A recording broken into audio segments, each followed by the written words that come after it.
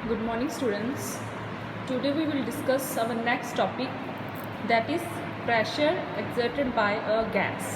Clear? आज हम जो टॉपिक करेंगे उसमें हम प्रेशर कैलकुलेट करेंगे जो कि एक्सर्ट हुआ है बाय गैस।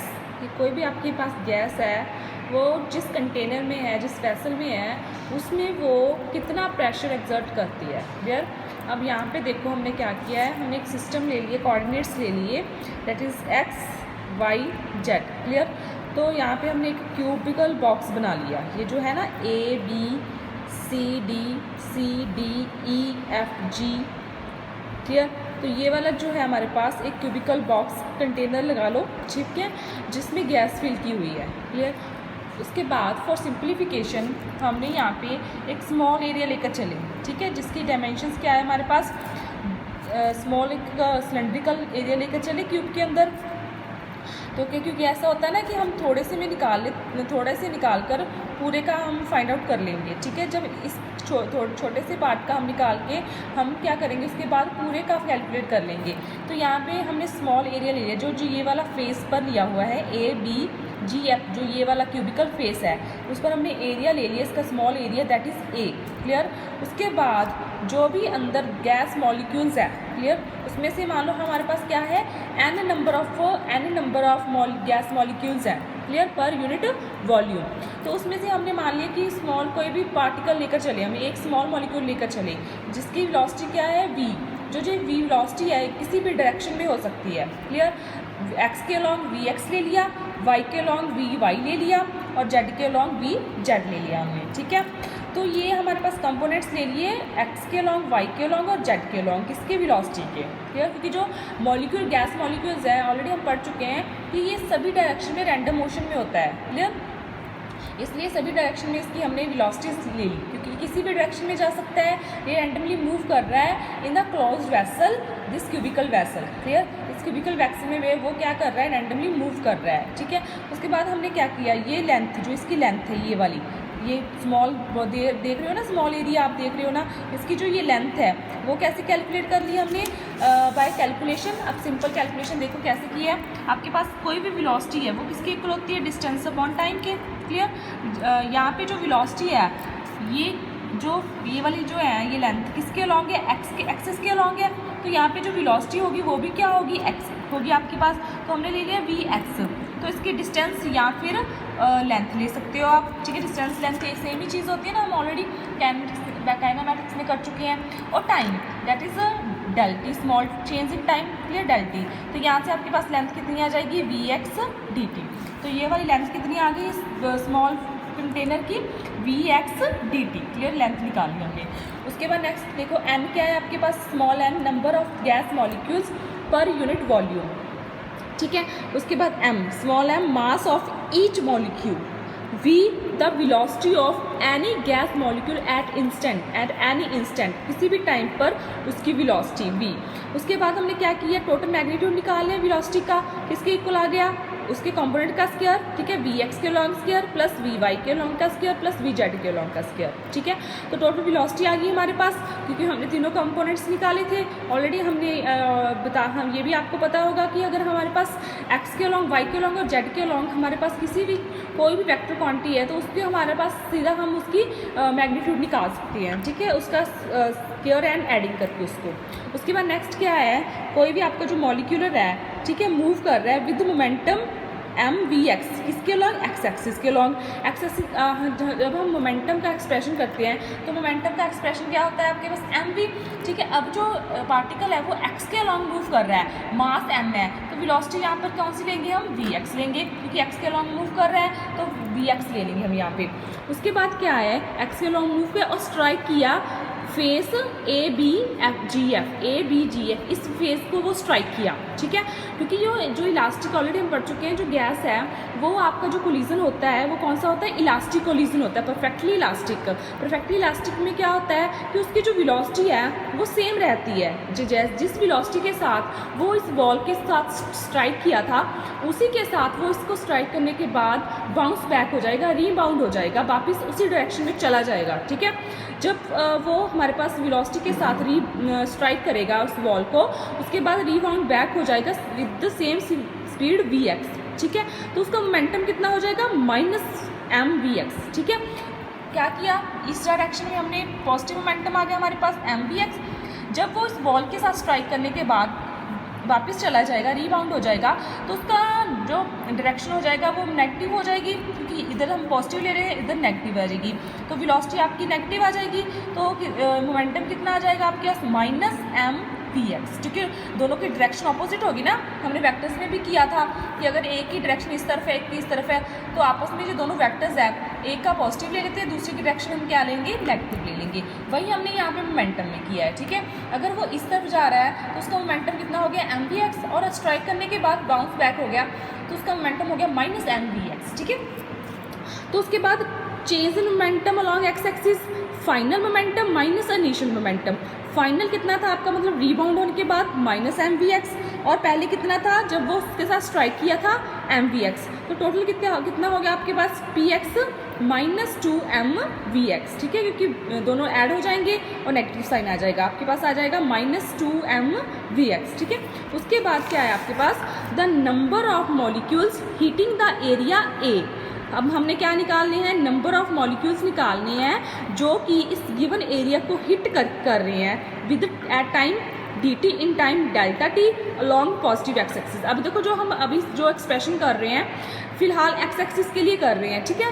तो उसके बाद सिमिलरली करके वाई एक्सिस और जेड एक्सिस के लिए निकालेंगे। फिलहाल हम पहले एक्स एक्सिस के को लेकर चल रहे हैं। अब यहाँ पे जो नंबर ऑफ मॉलिक्यूल्स हैं in given area hitting the area A in time del t along positive x axis, ये आ गया, इतना एक्सप्रेशन आया। अब ये देखो कि ये एक्सप्रेशन कैसे आया आपके पास, ठीक है। यहाँ पे देखो कैलकुलेशन में आपके पास कौन सा एक्सप्रेशन आया, half n A v x del t, ठीक है, ये वाला एक्सप्रेशन आया। अब यहाँ से देखो क्या है, जो ये वाली चीज़ है v x d t del t, ये ऑलरेडी हम क्या निकाल चुके हैं पहले, ये किसकी डायमेंशन है, लेंथ की, ठीक है। इसको हम लिख सकते हैं हाफ एन ए एल।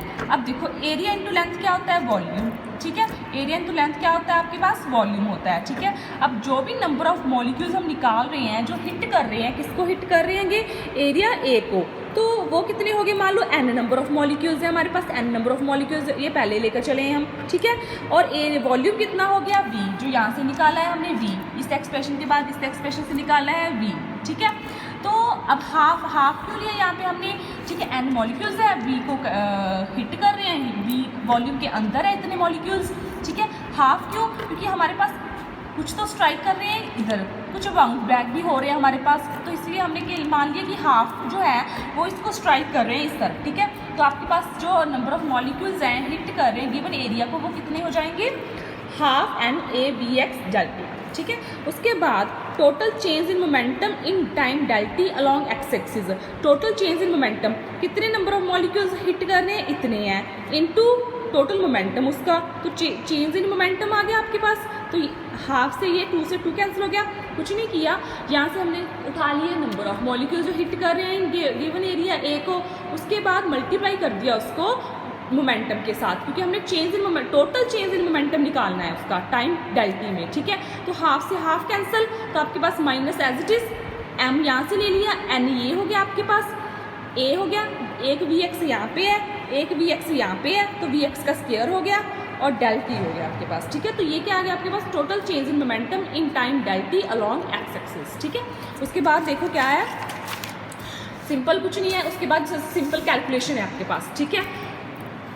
उसके बाद हमने क्या किया, वी एक्स को एवरेज वी एक्स के साथ रिप्लेस कर दिया, क्योंकि अब यहाँ पर जो वी एक्स थी वो हम एक मॉलिक्यूलर के लेकर चल रहे थे अलॉन्ग द एक्स एक्सिस, ठीक है। अब यहाँ पे मैंने वी एक्स का बार लिख दिया, वी एक्स का बार का मतलब क्या हो गया, हम यहाँ पे मीन लेकर चल रहे हैं, क्योंकि यहाँ पे नंबर ऑफ मॉलिक्यूल्स हैं जो एक्स डायरेक्शन की तरफ उस क्यूबिकल बॉक्स को हिट कर रहे हैं, ठीक है। तो मान लिया उन सभी की जो मीन वेलोसिटी है अलॉन्ग द एक्स एक्सिस वो कितनी है, वी एक्स बार, इसलिए हमने यहाँ पर वी एक्स की जगह पर वी एक्स बार ले लिया, क्योंकि ये सभी उन मॉलिक्यूल्स के लिए है जो एक्स डायरेक्शन की तरफ मूव कर रहे हैं, clear.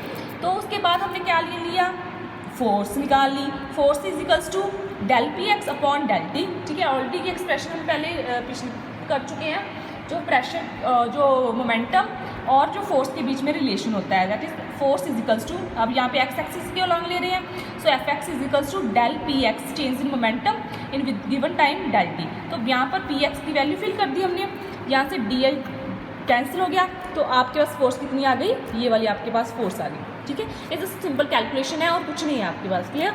According to Newton third law, Newton third law क्या कहता है कि जितना कोई भी पार्टिकल या बॉडी है वो अगर फोर्स लगा रही है किसी भी पर, ठीक है, तो उसका उतना ही इक्वल एंड अपोजिट रिएक्शन उसको मिलता है। ठीक है, जितनी वो फोर्स लगा रही है उतना ही उसको अपोजिट रिएक्शन मिलता है। ठीक है, तो यहाँ पे कितनी फोर्स लगा रही है एक्स को, वो minus m n A at b x, तो उतना ही उसको रिएक्शन मिलेगा इन द ऑपोजिट डायरेक्शन। तो ऑपोजिट डायरेक्शन के लिए मैंने नेगेटिव साइन ले लिया, तो यहाँ पे नेगेटिव नेगेटिव पॉजिटिव हो जाएगा, तो आपके पास एफ एक्स की स्टैंडर्ड वैल्यू क्या आ जाएगी, m n A b x का बार। ठीक है, उसके बाद अगर पी एक्स का आपके पास प्रेशर है, अब देखो हमने क्या सारा कैलकुलेशन करने के बाद क्या कैलकुलेट करना है, प्रेशर कैलकुलेट करना है। ठीक है, तो अब हमने एक्सप्रेशन में ले लिया पी एक्स। अब ध्यान रखना है जब भी आप इसको करोगे तो जो ये small as a small p x represent कर रही हूँ मैं इसको, तो ये आपका मोमेंटम है, तो ये capital P x as a लिख रही हूँ मैं इस तरह, तो ये आपका प्रेशर है। ठीक है, तो उसके बाद